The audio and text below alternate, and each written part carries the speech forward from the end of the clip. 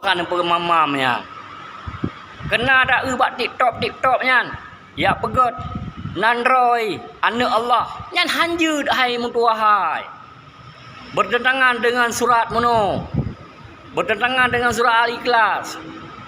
Jadi perkara masalah tauhid baik kasih mikir dengan logika waka yang nyonyo mentang kasih mikir musalat lima wate ke lompah kakak pegatnya kakak pegat je tu.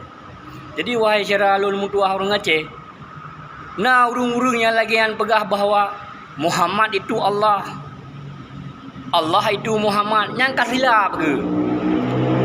Ya tulis nan, anu Allah, anu Tuhan, yang kan kerjanya. Jadi yang urung-urung menan anggap ju urung taru dan baik ni peti.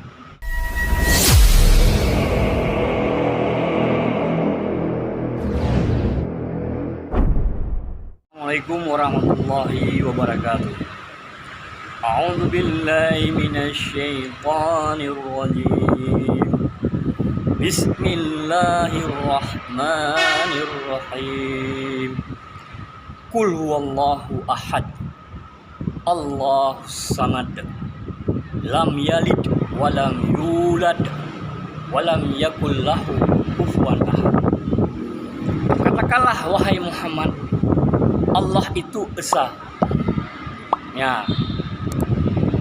Dalam surat Al-Ikhlas dilaihat syaram dua. Allahnya gepegah roh esa tunggal. Hana dua. Qul huwallahu ahad. Allahus samad. Allahnya tempat hanya melaki. Allahnya tempat hanya melindung. Allahnya segala-galanya bagi kita. Lam yalid walam yulad. Nyana langsung begah ju. Allah hanana. Allah hanana. Dan hana diperanakan. Walam yakul lahu kufuwan ahad. Allah nyan hana setara dengan makhluk-makhluk yang lain.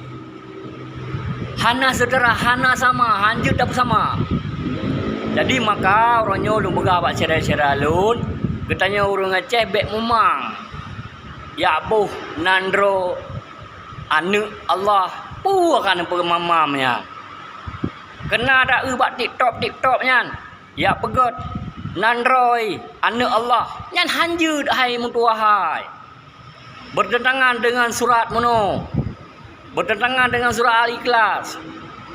Jadi perkara masalah tauhid baik kasih mikir dengan logika waka yang nyonyo mentang kasih mikir musalat lima wate ke lompah kakak pegatnya kakak pegat je tu.